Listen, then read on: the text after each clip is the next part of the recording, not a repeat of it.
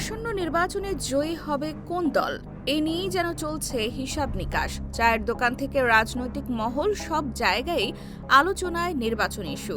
এসব হিসাব নিকাশ মাথায় রেখে আবার প্রার্থী বাছাই করছে রাজনৈতিক দলগুলো। জয়ের জন্য প্রতিটি আসনেই যে গুরুত্বপূর্ণ তা বিবেচনায় নিয়েই তালিকায় রাখা হচ্ছে জনপ্রিয় প্রার্থীদের। তবে এবারের নির্বাচনে ৩ দলের হাড্ডাহাড্ডি লড়াইয়ের আভাস দিচ্ছেন বিশ্লেষকরা।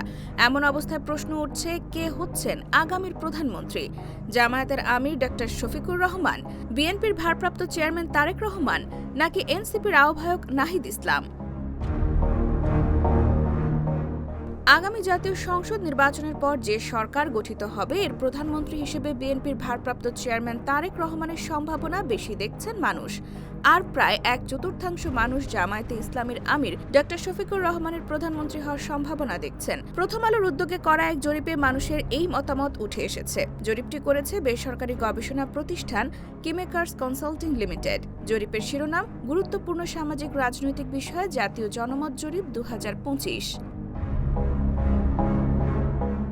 জরিপে একটি প্রশ্ন ছিল, বাংলাদেশের বিভিন্ন নেতার মধ্যে আগামী জাতীয় সংসদ নির্বাচনের পর প্রধানমন্ত্রী হওয়ার সম্ভাবনা কার বেশি বলে মনে করেন। এ প্রশ্নের জবাবে সবচেয়ে বেশি 47.5% মানুষ বিএনপির ভারপ্রাপ্ত চেয়ারম্যান তারেক রহমানের পক্ষে মত দিয়েছেন। অন্যদিকে জামায়াতের আমির শফিকুর রহমানের প্রধানমন্ত্রী হওয়ার সম্ভাবনা মনে করেন 25.4% মানুষ। তিনি অতীতে জাতীয় সংসদ নির্বাচনে অংশ নিয়ে জয়ী হতে পারেননি।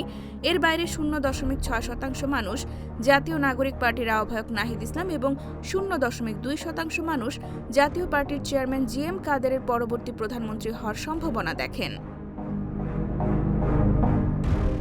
জরিপের আরেকটি প্রশ্ন ছিল, বাংলাদেশের বিভিন্ন নেতার মধ্যে আগামী জাতীয় সংসদ নির্বাচনের পর কে প্রধানমন্ত্রী হলে দেশের জন্য সবচেয়ে ভালো হবে। উত্তরে প্রায় 37% মানুষের মত তারেক রহমান প্রধানমন্ত্রী হলে দেশের জন্য ভালো হবে। জামায়াতের আমির শফিকুর রহমানের পক্ষে মত দিয়েছেন প্রায় 32% মানুষ। নাহিদ ইসলাম প্রধানমন্ত্রী হলে ভালো হবে বলে মনে করেন 0.7% মানুষ। আর জরিপে অংশ নেওয়া 0.7% মানুষ মনে করেন অন্তর্বর্তী সরকারের প্রধান উপদেষ্টা অধ্যাপক মোহাম্মদ ইউনূস পরবর্তী প্রধানমন্ত্রী হলে দেশের ভালো হবে। জরিপে দেশের 5টি নগর ও 5টি গ্রাম বা আধা শহরাঞ্চলের 18 থেকে 55 বছর বয়সী 1342 জনের মতামত নেওয়া হয়। জরিপে অংশ নেওয়া মানুষেরা বিভিন্ন আয় শ্রেণী ও পেশার। গত 21 থেকে 28 অক্টোবর জরিপের তথ্য সংগ্রহ করা হয়।